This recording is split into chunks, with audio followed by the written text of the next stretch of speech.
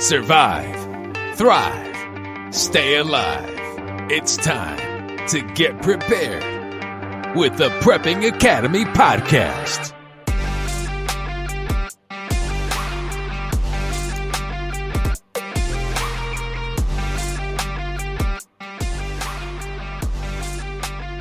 Hey, good evening, everyone. Good morning, good afternoon, whatever it is when you're listening to this podcast. Welcome to the Prepping Academy. I am Forrest. We have Uncle Buck. Hello, hello. In the house. Yes, sir. Oh, I like that. And today is going to be amazing. But before we get to that, how was your week? I mean, it's, weekend's over. We record these on Mondays. And so weekend's over. And how was your weekend and your week? And good, man. Overall super productive. So I think I was telling you maybe a couple weeks back, I applied for that Chad Wright, U.S. Navy SEAL. Remember, he does a program called, I think it's called 3 of 7. But he does it's like a basic course, and then I think it's like an advanced course, and there's some other stuff that goes on. There's 8 spots. I got an email saying I got one of the 8. So I am going to be heading to it. I have no idea what I'm getting myself into. It's going to be super intense. I already know, I can already anticipate that. So I'm just upping my, my training and just making sure that I'm physically in good condition before heading out to that thing. But I'm stoked about it. It's going to be three days. They'll send me a package, and then we do like a call before, I think like a week prior, and they send me a package of everything. Here's all the gear to bring, how to dress, all that fun jazz. So they'll do me, but yeah, I'm pretty excited about it. A little bit nervous, but it's a good thing. It's like you're going to be out of my comfort zone, but it's all good. I'm looking forward to it though. It'll be fun, but everything else good, man. I mean, yeah, just going to town. Yeah, I was accepted to that too. And hey, I'm looking forward to it. Now, what is it we're accepted to? It doesn't sound fun. It does not sound fun. It'll be a lot of land nav. I think it's gonna be a lot, land nav, a lot of preparedness stuff, some tactical movements, a lot of bushcraft stuff as well. So I mean, it's right in our wheelhouse, right? Stuff that we do on prepper camp and all that fun jazz. But it's gonna be fun. I'm looking forward to it. Yeah, I was talking about the meetup for Krispy Kreme donut lovers. That's That's not what you're talking about. No, that's not it. That's not it. Okay, because they accepted. Okay, they accepted me. We have a big event coming up, and you're VIP. You're VIP now, and I'm trying to prepare for that now as well. So, but the weekend. I mean, you said you went ice skating. Yeah. So took out. We were talking on before we went live here. Yeah, did some ice skating. So that was fun. That's fun. Always. Yeah, nice, cold, but it was cool. Ran into some ex-Navy guys that I used to work with before. So yeah, it was cool getting to catch up with them. So that's weird that you run into ex-military Navy guys at the ice skating. Taking the wives there. That's it. Taking the wives. It's a good date night or good date night. Mm-hmm. Well, my family went out of town, so that was. I told you I put my bug out bag, my get home bag, all these bags out, and I was going to go through, organize, and make sure I have the right stuff in there, make sure everything's good. And I started going through one, and I'm like, it's good. I haven't really touched it. Mm-hmm. And then I pulled the other bag, and I'm like, I know this one's good because I've already prepared it for winter. It's good. And so I'm like, well, what am I going to do now? I was expecting to do a few hours on that. So I've been, I worked on my book. It's getting ready to be released here soon. I worked on that, getting the cover, getting the audios being made right now. The guys reading it, recording. I didn't want to do my own voice because I don't know. I'm one of them realistic guys. I don't listen to my voice at all. Do you ever listen to our podcast to see how? Yep. See, I can't do that. I can't. I don't. I listen to it and I'm like, I don't even like how I sound. I don't sound. I don't know. Got to get the guy that did the opener to the show. Like, have him read the book. I mean, he'd just be jazzed up the entire time. Yeah, that's true. I did go. So I seem to go with a new guy every time, but this guy is pretty good. He's reading it kind of slow. I asked him to speed it up a little bit. But the great thing about audiobooks, it's so easy to jack that up, the speed. Mm-hmm. So the way he's reading it, I actually put it in the software so I could jack it up, and it sounds great at like 1.5. I mean, those that speed theirs up, his is going to sound, they're going to love this guy reading it. So he's very clear in his speech. And so he's done the first 2 chapters or so. He's going to do 2 a day for the next like 12 days or so. I think there's 24. Oh, he's going to do on the weekend. He'll do, yeah. But anyway, be about a week before he's finished. Okay. So that's good. Today, I just went through my everyday carry a little bit and switched some things out. Got new chapstick. Okay, that's good. That's good. That's an EDC. Got new chapstick. That was a big decision. Switched to a new brand. But anyway, what is your EDC? Like, typically, what do you run with? I always have a Glock 38. Mm-hmm. I always have a Karumbic knife. Yep. Pull out my pocket. It self-deploys. I have a flashlight, chapstick, my cell phone. And then depending on what I'm wearing, I have a belt that I'm like people can watch me, but my belt is one of my, I call it my spy belts. Mm-hmm. So I can put things with inside the actual belt. It has zippers. Okay.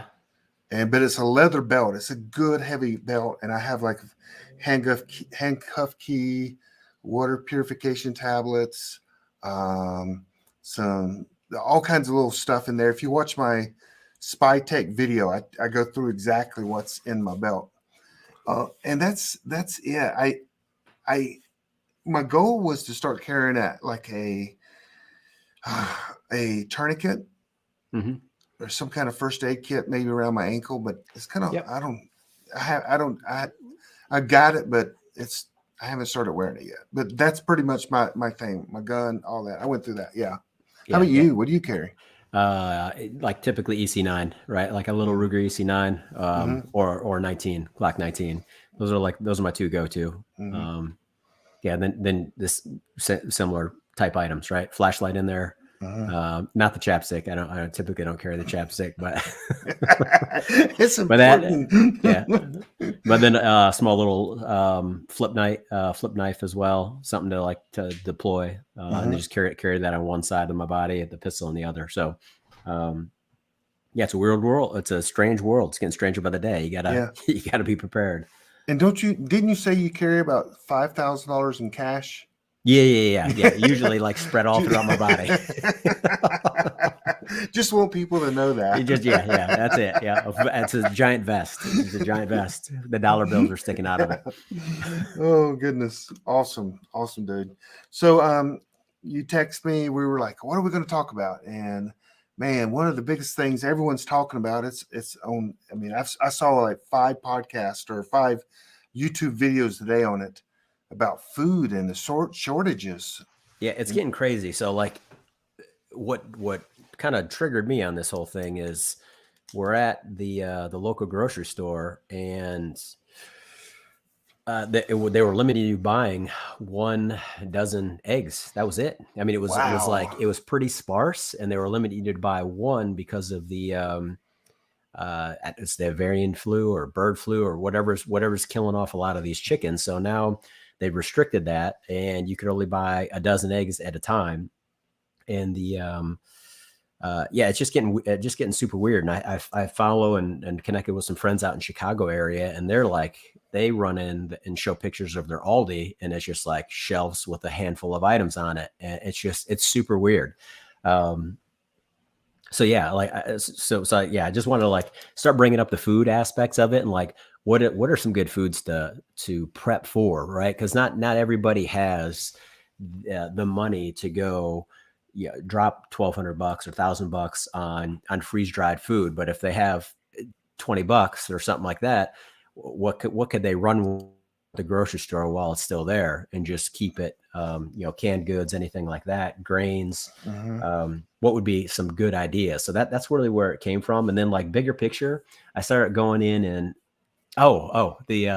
the one thing that was killing me was I think it was NIH or Health and Human Services. They came out with the updated food pyramid, right? Remember that food pyramid? Yes. They initially came out in the 80s and they're like, eat grains, eat grains, eat grains. And then there's this direct correlation between that and obesity. Like it just went straight up. Yep. So their track record is not great, but they came out with a new one that effectively it had like Lucky Charms on there. It had Frosted Flakes. It literally says Lucky Charms. It said, there was this pyramid, and it had the green, eat a lot of, yellow, eat, moderate amounts, and then red was eat minimal. The last one on the list, the last on the bottom, I kid you not, was ground beef.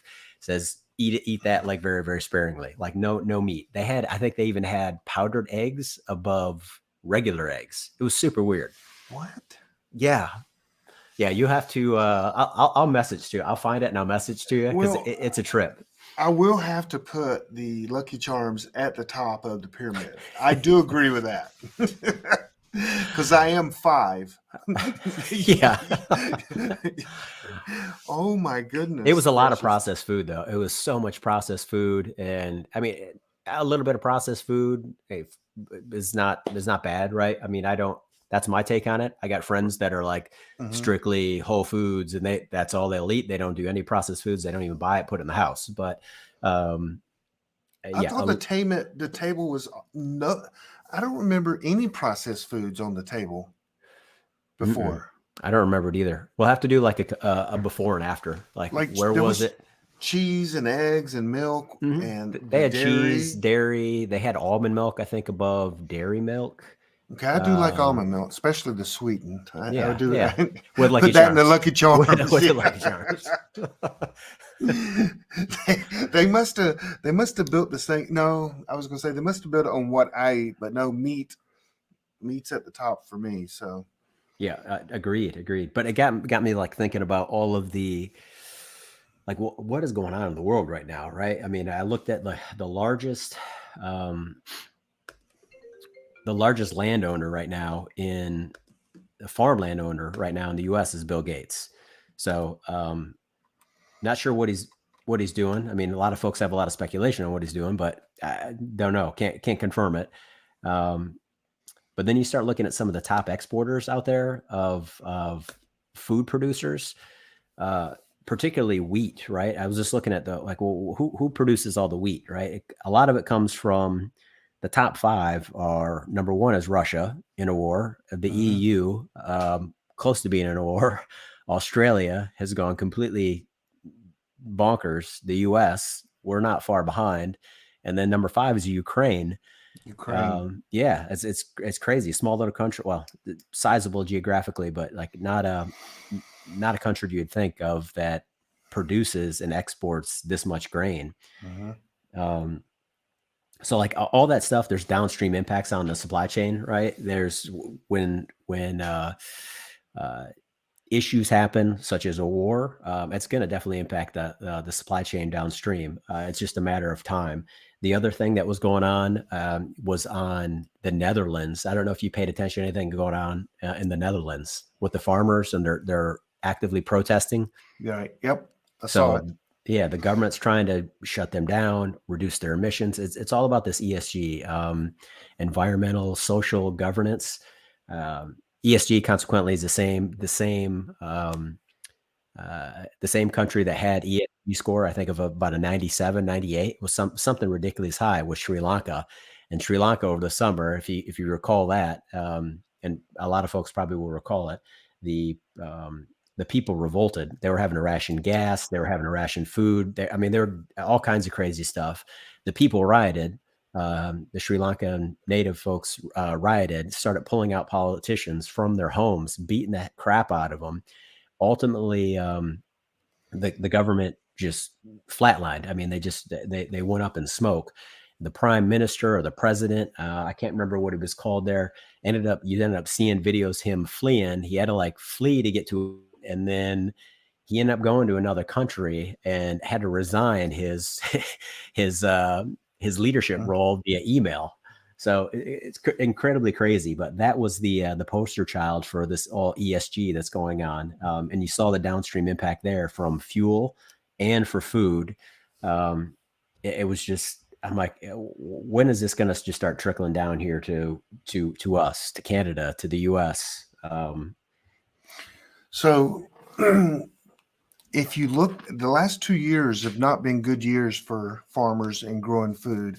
If you remember the last two and a half years, China's had major flooding. Mm-hmm. You in the most fertile part of China, which is down near that dam that everybody says is going to break, and hadn't broke yet. You remember it's the world's largest dam, mm-hmm. and major flooding, and which destroyed a lot of their crops. So then they started actually buying wheat and grain from everyone else, more than they've ever bought before. And now Russia has kind of limited their exports. China is still having problems with their backlog and their grains. And then Ukraine, there's not going to be any exports from Ukraine this year. You can't imagine anything. I mean, they're in a war. Mm-hmm. And so there's major food issues that are coming our way. And it's already here, but as soon as there's a run on it, it will destroy our supply chain. 100%. It hasn't been a run yet. There's a run on eggs, I guess, now. Someone said they're over $5 a dozen. And that's just, I mean, it's ridiculous. Bacon's through the roof now. The other, there's another product too. It's drawn a blank now, but the that impact is, it's pretty severe, right? Because you're starting at the source, and if things aren't, there's only so much stores that you have. Like what I mean by stores is just your backup, your reserves, and once that runs out, you're kind of you got to be a lot more self-reliant. Or we'll talk about some of the ways that you can store up for this in case there is a downside coming here. The other piece that I've noticed too is when we start buying stuff like produce. I don't know if you noticed this at all, and I've heard it from some other folks. I think on maybe Zello, when we were doing the Zello night, is when you're buying fresh produce, it goes bad fast. Have you noticed that? Like it goes back like really fast. I don't buy produce. Lucky Charms and all the well, hey, my wife does the shopping, so she just does, because if she takes me to the grocery store, we buy more, so she prefers to go by herself. So sorry, I'm not being a sexist here. She just didn't want me to go with her. Oh, all right. Because I get the Lucky Charms, the stuff she doesn't want you to eat, right? But so I haven't noticed. That's my point there. Yeah, I will say this: we're not in trouble until Budweiser. when Jim Beam and Budweiser runs out. When Jim Beam and Budweiser is hard to get, that's when we're screwed. Mm-hmm.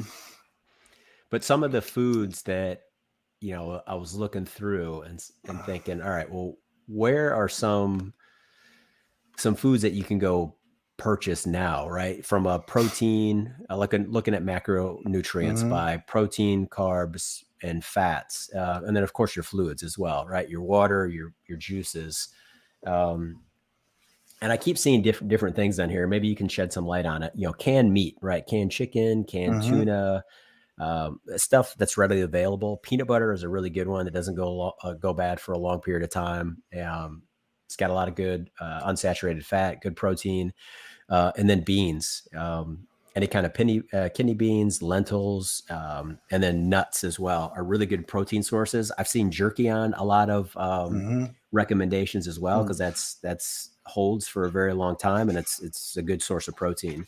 But what I've seen anywhere from 3 to 5 years, and then I've seen 20 years. Everybody is approaching it a little bit differently, but what's the magic number? If you buy it today, will it last for what, 3 years, 5 years, 20 Well, years? it depends, but I'll say this: I consider myself a long-term food storage expert. Absolutely, I have. So one of the things I do is consult with groups, and we put together food plans for people and what they need to buy and what they need to store and all this, and in the Mylar bags and all that kind of stuff. So I consider myself a expert. It may be just me, but I always start out with calories. So I am assuming when the grid goes down, I'm going to eat somewhere around 3,000 to 4,000 calories a day. A lot of people will go, I mean, a man's only supposed to eat 1,500 to 2,000, but when the grid goes down, you're going to be doing a lot more work, a lot more work than you're doing now. And so I would always rather overestimate than underestimate. I don't want to run out of foods, but so I count from usually around 3,000 to 4,000 food for a meal. And then you multiply 4,000 calories a day for a year. That's roughly 1.5 million calories you need. Okay. Now, if you're going to do around 3,000 calories, it's going to be roughly a million. Just it's actually 1,094,000. I mean, but just to give you so you need to start from there. So the question I would ask most people: how much food do you need? How much food do you want? Another way you shouldn't ask it, because people get offended, is how long do you want to live? Because that's a legitimate question. How long? So how long you want to live? And they go forever. I'm like, well, let's just let's just go for a year, because I'm tend to think that if a real grid down happens, you're going to need 3 years of food. And this, are you assuming no hunting? You're assuming no hunting, no gardening, none of that stuff, just right, a stockpile of food. And here, it's in my book, and I've talked this over with what I call true experts. 95% of the people that you listen to and you watch on YouTube, they have no clue. You got to go to people like Selco, these people that have lived in totally grid down areas for a long period of time. So the first year you hide. I mean, if you don't hide, you die. You hide or die. The second year you come out and you start growing your garden, and you may do great, you may screw up. So you got to now we're at 2 years of food. Then the third year, you're hoping you're getting better, and then you can supplement some of the new food that you got. You can maybe capture some animals. When you talk about meat, go back to the 20s, the deer population was, 80% of the deer population was gone in 6 months. And it wasn't even a grid down. They literally, we're still, moving deer and putting elk in the North Carolina mountains because everybody ate them all. So everyone, their brother's going to become a hunter. So you got to have your own food. And as soon as you kill a deer, let's say you're 30 days after the grid goes down, you kill a deer out in the woods, you're going to have 5 or 6 people tracking you down going, hey, what's going on? What did you shoot? They're bringing their gun, and now you got to share your food or be in an altercation with them. So I don't put a lot of bets on finding food for hunting, because when I go to Miami Beach, Florida, which is where my retreat is, and I shoot something, I'm using literally probably a 300 blackout or something with the suppressor on it, so no one hears me. And go ahead. No, and so I'm going to have to 300 blackout, or I think we have a couple long guns that can but you can't suppress them too much because it needs that power. And so, but that's why I'm raising rabbits. Rabbit is the miracle food. We got our food we put aside, and we're going to raise rabbits. Guess where the rabbits are going to live? Inside with us until in Miami. In Miami, we got places for it inside.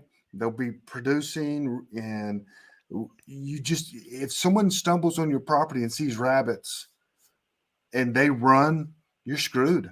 They're gonna go tell everyone. You can't afford to take that risk.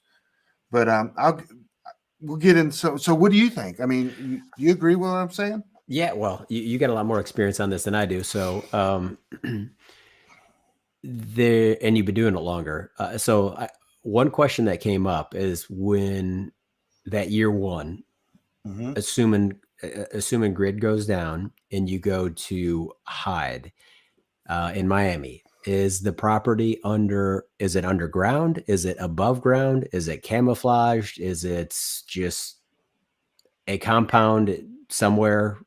Like what is that? I mean, what does that even, what do you recommend? Above ground, below ground, moving around?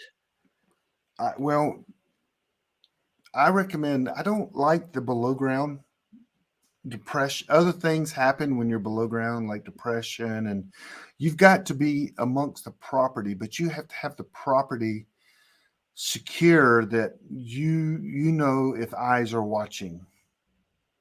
And there's ways to do that electronically, even after the grid goes down. So the people, just imagine, I mean, my group, again, we've been together for 21 years, but money is huge in this. And I hate saying that. It just is.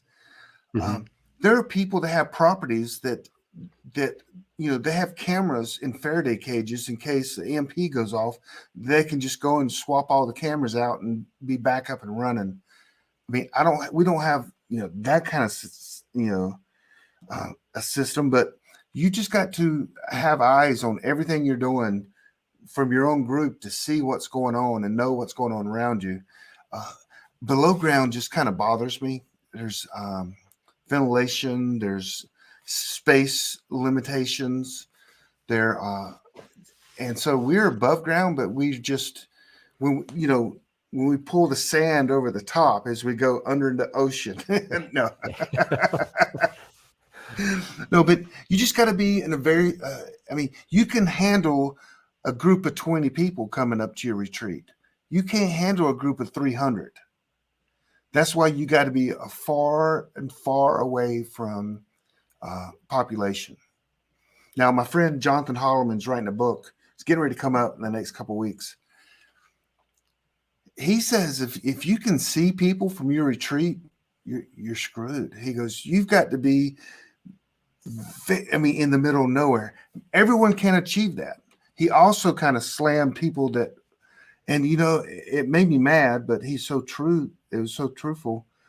He goes, there's no such thing as called an urban prepper. You can't require enough stuff. You're not going to survive in the towns. You don't have the skills to do that. Rambo does. and people that will just snap people's necks off and they don't care, but ordinary people, they just don't have the skills to live in a city. After the stuff hits a fan. Yes. All heck breaks loose. So on that, taking a look at some of these items, and this is what, we focus on a lot of canned stuff, peanut butter, canned tuna, canned chicken, canned peaches, beans, a lot of dry beans too, dry goods, dry rice, and then just put those in 5-gallon buckets with the oxygen absorbers.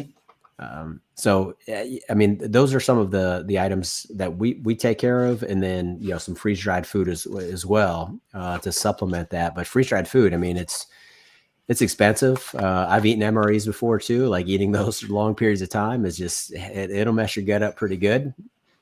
You need Beano and X-Lax. Exactly. It is not great. Yeah. So here's what I do. First of all, everyone should have, I would say, 3 months of pantry. Just work on doubling, tripling your pantry. So if your kids eat bow ties, have 3 to 4 months of bow ties. You want to live when the crap hits the fans. You want normal things for your family, as much as you can eat. And why not just save it and prepare it? But just that's just your pantry. Everything you eat, except But then we go into 6 months worth of freeze dried per person. Because once you leave the good stuff, the spaghetti. I mean, you can have a jar of spaghetti and some bow ties. I mean, that's a good meal for many months. And then you do different things like chicken in a can and pasta with some Italian sauce. I mean, these are basic cheap meals because that spaghetti sauce lasts for a long time in a jar. And then so you just think of 3 months of just eating normal food. Then you go into 6 months of freeze dried. Freeze dried is almost normal, but it's not. It tastes good, but it's just different. And so that's why then you go. So now you're at 9 months buying 6 months worth of freeze dried for everyone, and you got 3 months of your pantry.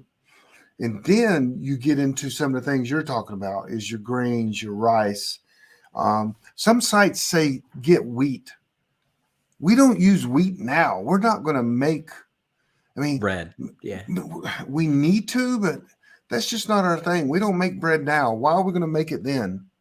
You know what I mean? Get some beans, get a lot of canned tuna, and just start storing things. And all of a sudden, I've read, there's a site you can get a year's worth of food for a year for one person is like $1,000. That's salt, that's beans, that's rice, that is oil. It's a good deal.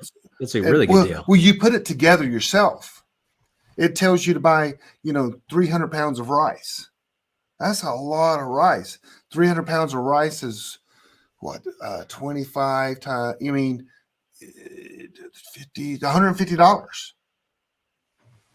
And then you get some sugar, put it in the bucket, freeze dried. a Mylar bag in a bucket with oxygen absorbers, seal it up, some salt, some like vegetable, which doesn't store very long. So, but and you start just storing this stuff for a year. You can get enough food for a year for one person. Some lentils. They have a thing now. Oh, let's see if I have my notes from. It's a new potato. Never heard of it. This is a new potato, and there's a name for it. It is called. I may have. But it's a brand new potato that can absolutely multiply very good. It's very nutritious. I forgot the actual name of the potato, but they're very good, and they can. So and they start out as seeds. Most potatoes you actually have to cut off the eye, let it grow, and then you plant that. These can grow from the seeds, and it's like a. I have seen these. I've seen these. I'm drawing a blank on the name. I'll look it up real quick. Yeah, I can't find it now, but get some of the seeds for the potatoes, because you get a bale of hay and you can grow potatoes, a lot of potatoes. So my plan for our group is everyone has food at their house. We got normal food for 3 months. We got freeze-dried food. Then we got all the grains and things. The beans, rice, lentils. But then you got to we're going to be growing rabbits on our retreat. Rabbits are easy. They do what they're made to do, and they multiply. Then you got to have seeds that will store so you can start growing. We don't have a garden on our retreat currently. We could. We've got lots of land to do it on. We don't want anyone to see, if they stumble or look at Google Earth, see that we have a garden. We want people to go, There's nothing going on up there. That's just an abandoned, place right there next to Daytona Beach or Miami, wherever it is. There's no resources there, and they're looking today. Just know this. So there's an area in North Carolina in the mountains. It's Asheville. A lot of homesteaders. Mm-hmm. You know what a homesteader is? Mm-hmm. That has animals? That's tomorrow's supermarket. So when Asheville gets hungry, they're going to go from one homesteader and kill all their animals to the next homesteaders and kill their animals. And they're just going to make their way from one supermarket to the other supermarket. Because if you think you're a homesteader and you've got cows, everyone knows you have cows, you got chickens running around your yard, you got pigs in the back, and people know that. All your neighbors know that. And when they get hungry, they're going to go, okay, guys, there's a house right on the corner down there. It's about a half mile. I know they got like 30 cows. I've seen them. Let's get everybody together. Oh, we got there's 54 people. Let's go. They're gonna die trying to preserve their food on their own land. That's going to be sad.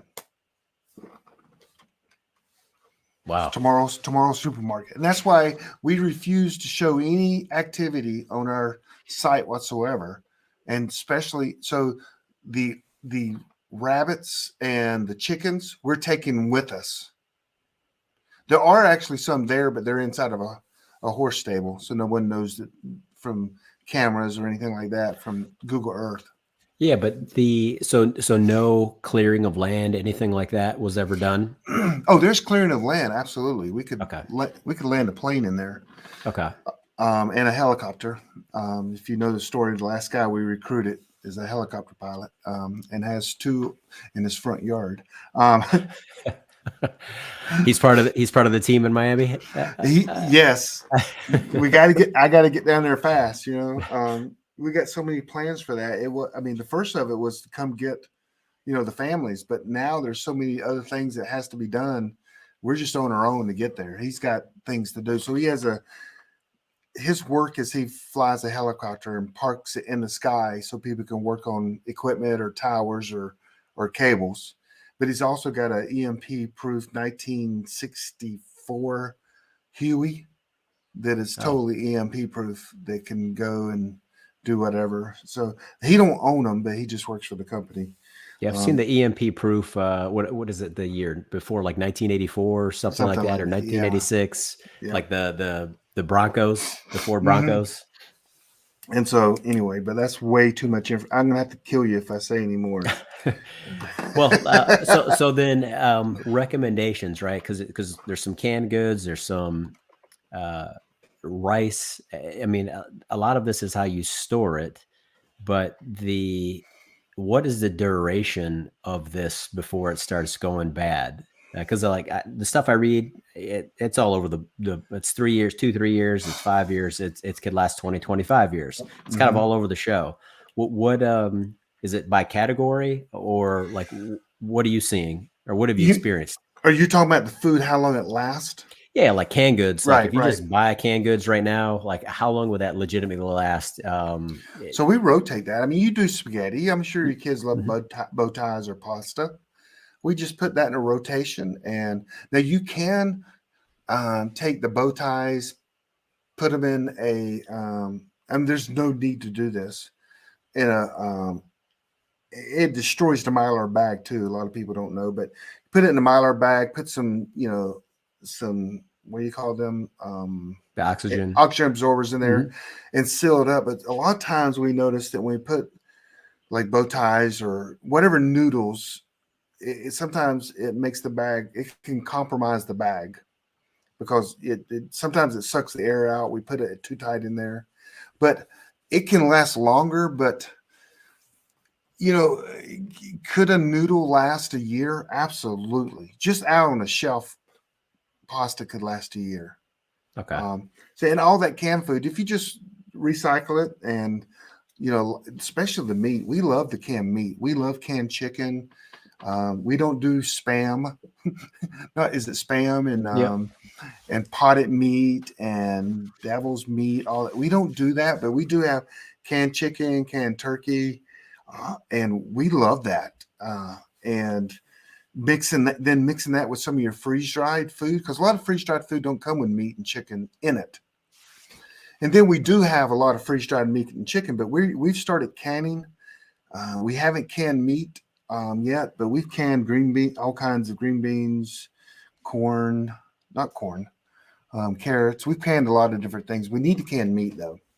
Is there someone within PrepperNet that's like the canning kind of guru, that they're just we have so many people. Oh yeah, we have so many people that can do that. It's crazy. So, at our PrepperNet meetings, we have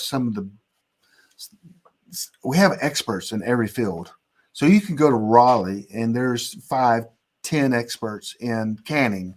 So canning is the great thing about that, and within the PrepperNet network and all the meetings. If you go to one of our meetings, there's 5-10 experts on just about any subject matter you want. I mean, if you want to talk about guns, I mean, we in the Charlotte group, we probably have 20 experts. You talk about canning food, essential oils, raising chickens. That's why people need to get involved so they can learn about all this. Come to a PrepperNet meeting near you. I mean, we got 100 cities that we're in, and there's meetings going on all the time. But I would say in Charlotte, we had a lady named Elemental. We have Amber. We have I know Beth cans a lot. I do canning, so we have a ton of people that do canning. And it's easy. It's easy, but if it's done wrong, you can die. But very, very. I mean, it'll explode, right? We always say that, but I've never heard anybody dying from it. So just because the pressure. That guy. Yeah, I'd be that guy. That's interesting. Yeah, it's like the more I learn, man, the more I'm like, oh my gosh, I have so much more to learn. Like, but here's another thing. It's not just the food. You got to have food with freeze dried food, grains, beans, and rice. Man, you have to have water, tons of water. Because when you put the freeze dried in there, you put water and it just soaks it up. That's what it does. It rehydrates it, and so. 2 things you need is water. So you got to store water. It's very easy to store. You can just make sure you get food grade 50-gallon barrels of water and just a little Clorox. Put a little Clorox in there and it will the pool shock. The pool shock or Clorox it'll keep it clean. And then if you have a pond or lake, you got to learn how to filter the water, but water is key. Do you treat with pool shock or before you seal it up, or do you treat it after, or both? But you do it before. Okay. Absolutely. Do it before you seal it up. It will kill all the, whatever, that's floating in there. And you can do it after as well. Okay. And so we have a filtering system. We don't assume that the water is 100% clean. So we also will purify it as well, either going through a filter or maybe boiling it. And so that's another thing. So the last thing, let's say the grid's down 3 months out and you're hungry and you want to eat, you can go out in your backyard and take some logs and put on a fire and build a fire so you can boil water. No, that's a calling signal. Yeah, you're going to signal to everyone. Mm-hmm. So what you do, there are a couple ways you can do that is take like alcohol and use it like an alcohol stove because it's very clean. But I don't even recommend that. I recommend getting an all-American sun oven. Oh. And put it in the sun. Let the sun cook your food. It's perfect. You can do bread and all that, but a sun oven, or get some kind of very clean, like a propane stove as well, or natural gas. If you're natural gas, it will probably be working for a while, but you've got to heat the water up, and just eating cold food all the time will just get crazy. So you got to heat it up. So a good way to do that is propane. I wouldn't recommend, building fires because everyone in the world is going to know. They're going to look for you. They know if you got fire, you got something going on. Okay. Goodness, man. That's a lot. So yeah, we jump from supply chain to how to store a bunch of food here. I know this is awesome. Is there any websites that you'd recommend too, like for folks that would just want to go on there and say, you mentioned that one, it was like 1 year of food. But any other websites that would recommend, here's some items that you should start getting at the grocery store now while they're still here? Mm-hmm. So there is a book, and I think it's put out by the LDS. I don't know the name of the book. I see that Beth is getting ready to text me the name of the book because I can see her in the green room. But it's an amazing book, and it's one of the best books you can buy. So the Mormons have been being, preparedness and forever, and they have literally almost. It's called it's the LDS Food Storage Manual. Thank you, in the green breath. And it's an amazing book. And it has all the information, what you need to store, the calculators you need, and everything. And it's a good start. I would say for people starting out, though, just take your pantry and double it, then triple it. And I mean, because that will take care of 90% of all disasters. If your power goes out for a month, you still have food. Now all you need is a way to get water and cook it. Okay. And so I would get one of them 500-gallon totes. Have you seen them? Like, yeah. Oh yeah. It's almost caged in metal, almost around it. Mm-hmm. Yeah. And then just keep buying Lucky Charms.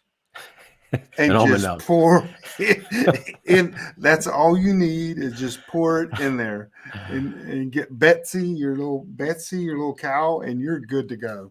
Rainwater. I mean, would you capture rainwater for sure? Absolutely. Yes. But you have to filter rainwater. I mean, but what happens with the rainwater, usually if it goes on like an asphalt type of roof, there's pollutants in there you got to get out. There's bird crap. I mean, imagine, even if it's a tin roof, birds poop all over the tin.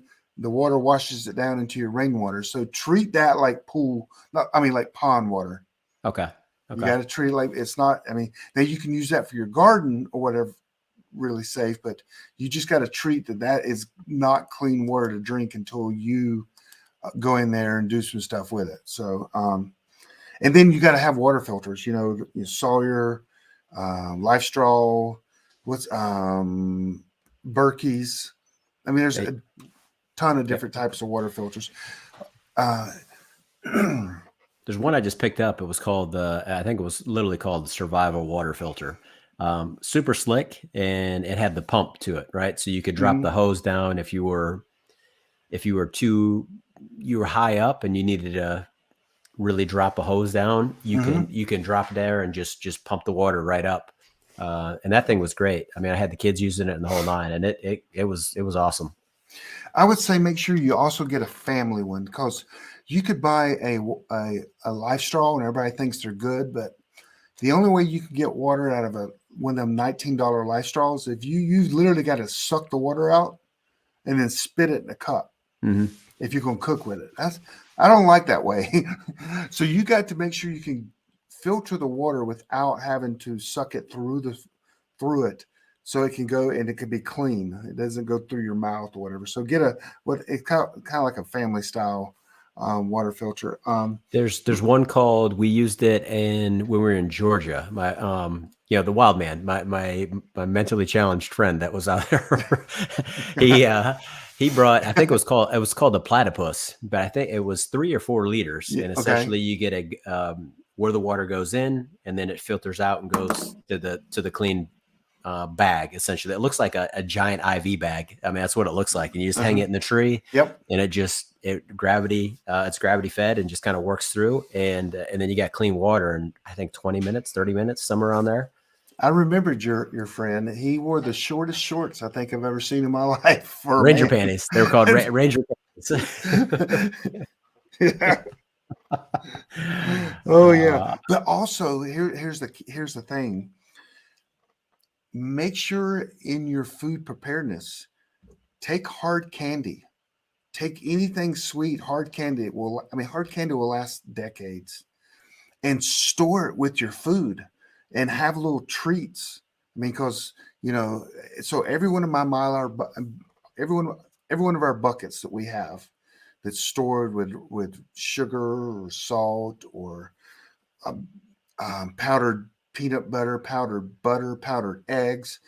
On the top, we take candy. If it's butterscotch or cinnamon, and we just throw them on the top, like handfuls of it. Mm-hmm. That way, when you open that, you go, "Oh yeah!" And then you can treat everybody with some candy because you need some things that's going to lift morale. As you're eating this stuff, because some of this stuff will get to you. Some of this, if you don't have Beano and you don't have Pepto Bismol and you don't have X-Lax, just trust me, that stuff comes very important. Yep. Yeah. And the MREs, I think I remember eating them in the Navy. We had them, and it's designed to kind of like stop you up, right? So you can kind of just keep going and keep going and keep going. You don't need to take a break.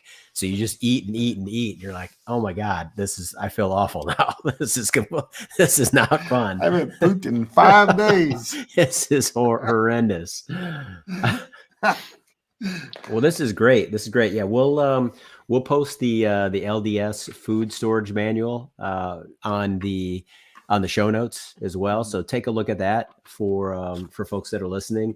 And then there's a couple other articles too that we'll post out there that just kind of gives you a good idea on a quick read on some items that you can still get at the grocery store. Why you still can, that you could have within your pantry just to double up on that last for a period of years. Yeah. So the perfect plan is food you eat now, some freeze-dried food, some grains, and then a way to grow it in the future. You just put that together. How long do you want to survive? How long do you think you'll need? If you think you only need 6 months, hey, just spread that out. And it's not rocket science. Everyone, the great thing about what we're talking about, everyone listening to this eats. Mm-hmm. And they've been eating for a while. They're very experienced at eating. So guess what? Just use your knowledge you have now. Go out there with some websites. You can see some ideas that people have, but it's food. Here's the thing, and I mean this in the nicest, kindest way. You have life insurance, you have house insurance, you have car insurance, you have health insurance. The thing that can kill you the fastest is not having food and water. So why don't you have food and water insurance? You can buy that. You can have it within your hands. That's way smarter than having house insurance. You know that 99.9% of people's houses, they never burn down. But small disasters will happen. You need that food. I'll take this to the Bible. The Bible says, if a man can't take care of his family, he's worse than the unbeliever. So the Bible has a ton of parables about, hey, even the ant stores up food. It has all these different things, about we got to get out of this just-in-time system that we go to the supermarket every week for the food for the next week. You got to get out of that. So your goal is to go every month to get food for the next month and then food for the next month. You've got to make your stretches longer and longer apart. And that's wisdom from the Bible.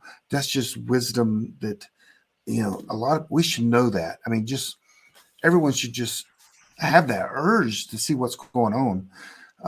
If the bird flu comes around right now and wipes out every bird, we won't have eggs. So get some powdered eggs. Powdered eggs are literally exactly like an egg, especially the freeze-dried ones. And so, but anyway. No, this is good.